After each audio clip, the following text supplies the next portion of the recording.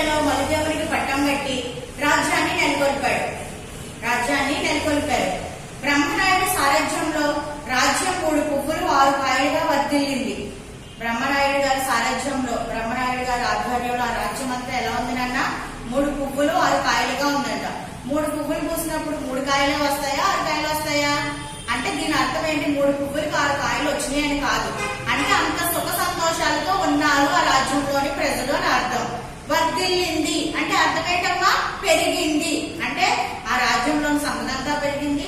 ఆ రాజ్యంలోని ప్రజలందరూ కూడా సుఖ సంతోషాలతో జీవిస్తున్నారు. రాజ్యం సుభిక్షమైంది. ఈయన కాలంలో ప్రజలు ఆనందంగా సుఖ సంతోషాలతో జీవించారు. ఈయన కాలంలో, ఎవరి కాలంలో? బ్రహ్మనాయుడు గారి కాలంలో ఆ రాజ్యంలోని ప్రజలందరూ కూడా చక్కగా ఆనందంగా సుఖ సంతోషాలతో జీవించారు. ఆనందం వ్యతిరేక పదం ఏంటన్నా? విషాదం. ఆనందం, విషాదం. కళలు పోషింపబడినాయి. కళలను కూడా ప్రోత్సహించేవారంట బ్రహ్మనాయుడు గారు. కళలను కూడా వెనకాలంటూ ప్రోత్సహించి కళాకారులకు కూడా అన్ని విధాలుగా సహాయపడుతూ ఉండేవారంట. మాచర్లలో చెన్నకేశవ దేవాలయం నెలకొల్పబడింది. మాచర్లలో చెన్నకేశవ దేవాలయాన్ని కూడా నిర్మించారంట ఈయన ఆధ్వర్యంలో, ఈయన రాజ్యంలో. బ్రహ్మనాయుడు కాలంలో అంటరానితనం బాగా ఉండేది. బ్రహ్మనాయుడు గారి కాలంలో అంటరానితనం అంటే ఏంటన్నా? అంటరానితనం అంటే వెనకబడిన కులాల వాళ్ళని మీరు దూరంగా ఉండాలి, మీరు ఊర్లోంచి రాకూడదు, మీరు వీధుల్లోంచి తిరగకూడదు, బడికి వెళ్ళినా కూడా, స్కూల్కి వెళ్ళినా కూడా వెనకాల కూర్చోవాలి, ఇలా అన్ని ఆచారాలు పెట్టేవారంట. మీరు మా ఎదుర్కొండా నిలబడకూడదు, మా ముందు కనిపించి మాట్లాడకూడదని ఇదివరకు కాలంలో అంటరానితనం ఉండేదంట. అంటరాని వాళ్ళగా చూశారంట కొన్ని కులాల వాళ్ళని. అలాంటిది ఎక్కువగా ఉండేదంట బ్రహ్మనాయుడు గారి కాలంలో.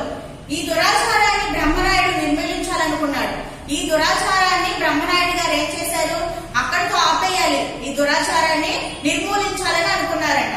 అందరికీ తానే ముందుగా ఆదర్శంగా ఉండాలనుకున్నాడు. అందరికంటే ముందు నేనే ఆదర్శంగా ఉండాలి, ఈ అంటరానితనాన్ని నేను ఏదైనా నిర్మూలించాలని అనుకున్నారంట.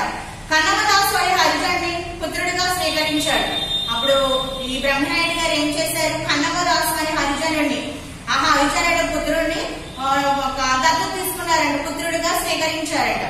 అన్ని కులాల వారిని కలిపి సహబంతి భోజనాలు ఏర్పాటు చేశారు.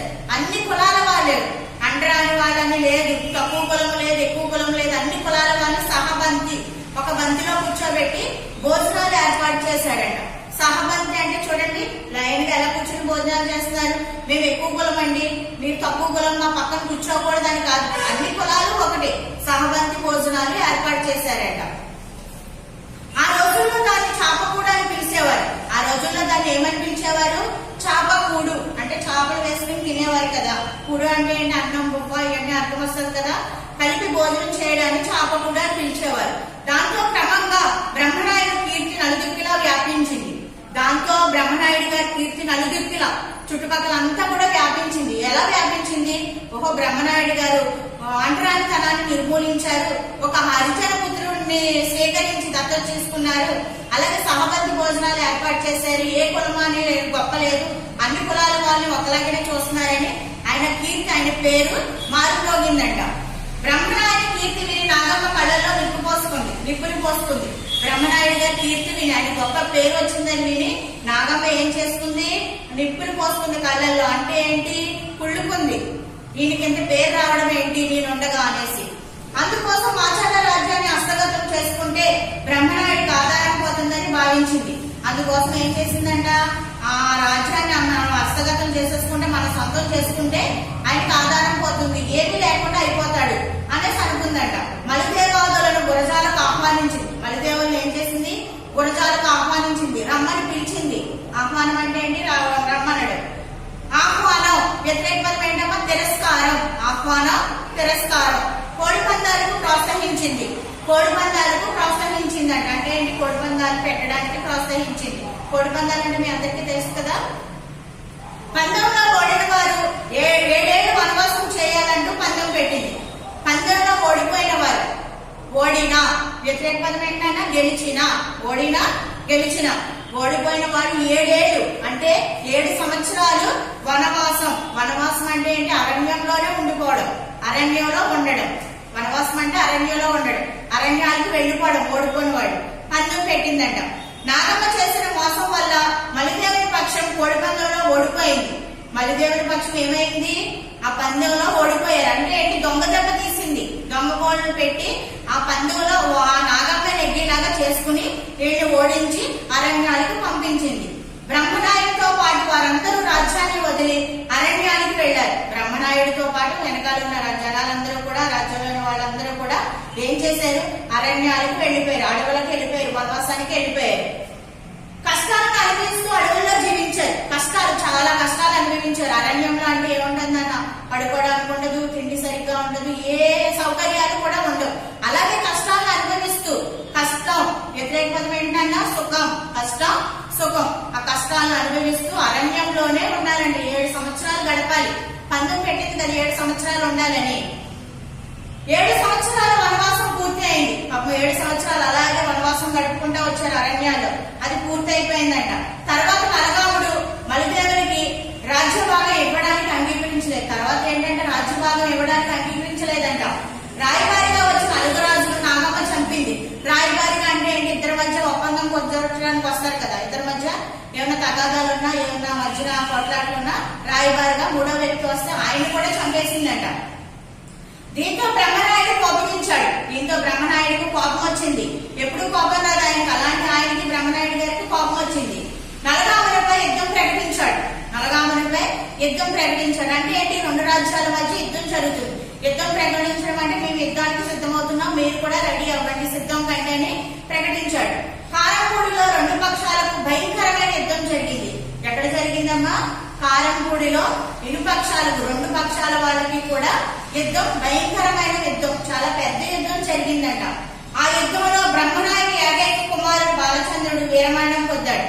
ఆ యుద్ధంలో బ్రహ్మనాయుని కుమారుడు, ఏకైక అంటే ఒకే ఒక కుమారుడు బాలచంద్రుడు మరణించాడు, చనిపోయాడు.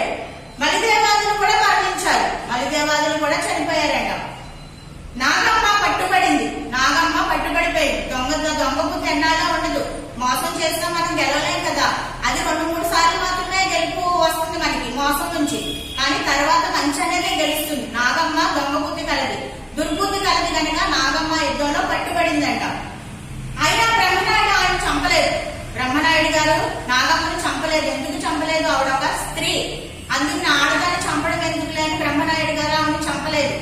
క్షమించి విడిచిపెట్టాడు. క్షమించేసి విడిచిపెట్టాడు బ్రహ్మనాయుడు గారు. మంచి గుణగణాలు కలిగిన వారి కనుక వైరాగ్యంతో రాజ్యాన్ని నలగామునికి అప్పగించి తపస్సు చేసుకోవడానికి అరణ్యానికి వెళ్లిపోయారు.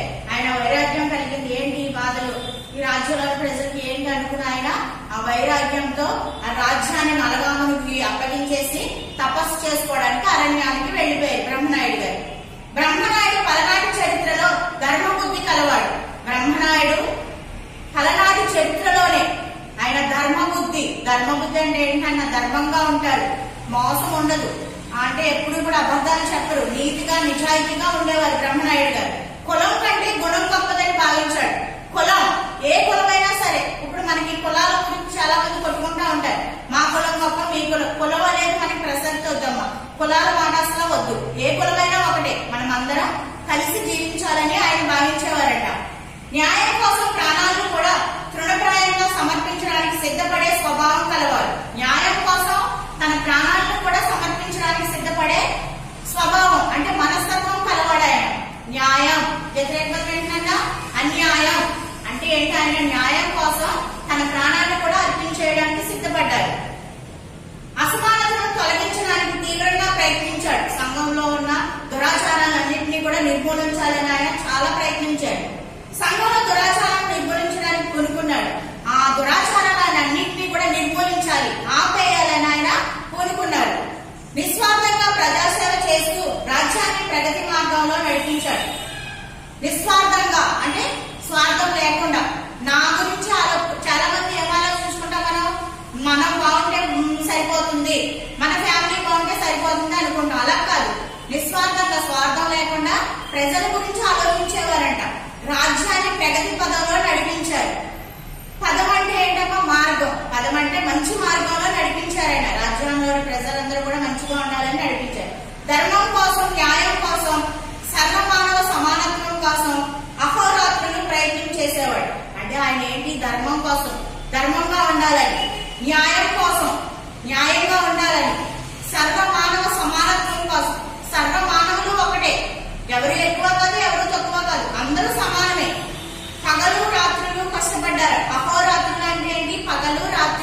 అహోరాత్రులు కష్టపడ్డారంట. బ్రహ్మనాయన వంటి ధర్మాత్ములు, త్యాగమూర్తులు, నిస్వార్థపరులు మనకు మార్గదర్శకం కావాలి. ఇక్కడ ఏం చెప్తున్నారు చూడండి అమ్మా. బ్రహ్మనాయన వంటి ధర్మాత్ములు అంటే ఆయన ధర్మగుణం కలవాడు. త్యాగమూర్తులు అంటే త్యాగం చేసే గుణం ఉంది ఆయన, దేనికైనా సిద్ధపడతారు ఆయన. నిస్వార్థపరులు, నిస్వార్థంగా అంటే స్వార్థం లేదు, అంటే ఆయన ఒక్కరి గురించి ఆలోచించుకోరు, అందరి గురించి, సమాజం గురించి ఆలోచిస్తారు. అలాంటి వారి వ్యక్తులు మనకి మార్గదర్శకం కావాలి, అంటే మనం ఉదాహరణగా తీసుకోవాలి. అంటే ఇక్కడ మీకు ఈ పాఠాన్ని బట్టి మీకు ఏమర్థమైంది నాన్న? బ్రహ్మనాయుడు గారు మంచి మనస్తత్వం కలవారు. అంటే ఏంటి? సమాజంలో ఉన్న దురాచారాలన్నింటినీ కూడా అరికట్టారు. ఇప్పుడు మనం ఏమనుకుంటాం, మన పక్కనే ఏదో జరుగుతుంది, తప్పు జరుగుతుంది, మనం ఏమనుకుంటాం, మనది కాదులే, మనకెందుకు, మనకి సంబంధం లేదని వదిలేస్తాం. అలా కాదు, మనం స్పందించాలి, మనం కూడా రియాక్ట్ అయ్యి అది తప్పు అని వాళ్ళకి తెలియజేయాలి. అలాంటప్పుడే మన సమాజాన్ని మనం మార్చగలుగుతాం. అవునా కదా? మీరు కూడా మన సమాజానికి ఎంతో కొంత మంచి చేస్తూ ఉండాలి. చిన్న చిన్న పనులు, చిన్న చిన్న పిల్లలు కనుక మీరు మన సమాజం కోసం మీరు పెరిగి పెద్దవాళ్ళైన తర్వాత కూడా మనం ఎంతో కొంత ఏదో ఒకటి సేవ చేయాలి. ఓకేనా? నన్ను అర్థమైందా? బ్రహ్మనాయుడు. అలాగే పేజ్ తిప్పండి ఒకసారి. పేజ్ నెంబర్ 10 లో చూడండి, అర్థాలు ఉన్నాయి. నేను బోర్డు మీద నోట్ చేసి చెప్తున్నాను, ఒకసారి look at the board all of you. పదాలు, అర్థాలు మీకు పేజ్ నెంబర్ 10 లో ఉన్నాయమ్మా. పదాలు, అర్థాలు. విశ్వాసం, నమ్మకం, ప్రగతి, అభివృద్ధి, చాతుర్యం, నేర్పరితనం, జ్యేష్ఠుడు, పెద్దవాడు, అసువులు, ప్రాణాలు, అహోరాత్రులు, పగలు రాత్రి, పదం, మార్గం, కలహం, తగాద, అస్పృశ్యత, అంటరానితనం, శ్రమించు, కష్టపడు, ఆగ్రహించు, కోపించు, విద్వేషం, పగ, సంస్కరించు, మార్చు, వనవాసం, అరణ్యంలో ఉండడం, కన్నుమూయు, చనిపోవు, వర్ధిల్లింది, పెరిగింది. ఇవన్నీ కూడా అర్థాలు, పదాలకు అర్థాలు. వ్యతిరేక పదాలు కూడా మీకు ఉన్నాయి చూడండి, పేజ్ నెంబర్ 11 లో వ్యతిరేక పదాలు. వ్యతిరేక పదాలు: పెద్ద, చిన్న, సుఖం, దుఃఖం, ధర్మం, అధర్మం, ఓడిన, గెలిచిన, ప్రగతి, తిరోగతి, గెలుపు, ఓటమి, ఆనందం, విషాదం, ఆహ్వానం, తిరస్కారం, ఆగ్రహించు, అనుగ్రహించు, సమానత్వం, అసమానత్వం, కీర్తి, అపకీర్తి, దుష్టులు, శిష్టులు, విశ్వాసం, అవిశ్వాసం, ఇచ్చుట, తీసుకొనుట. ఓకేనా నాన్న? మీకు సెకండ్ క్లాస్ మీది. మీరు ఇంటి దగ్గర ఏం చేస్తారు, నేను లెసన్ వీడియో పంపిన తర్వాత ఆ వీడియో చూస్తూ మీరు చక్కగా లెసన్ కూడా మళ్ళీ ఒకసారి చదవండి. చదివితే మీకు బాగా అర్థమవుతుంది. అర్థమవుతే తర్వాత నుంచి హోంవర్క్ పంపిస్తాను. ఓకేనా? ఓకే.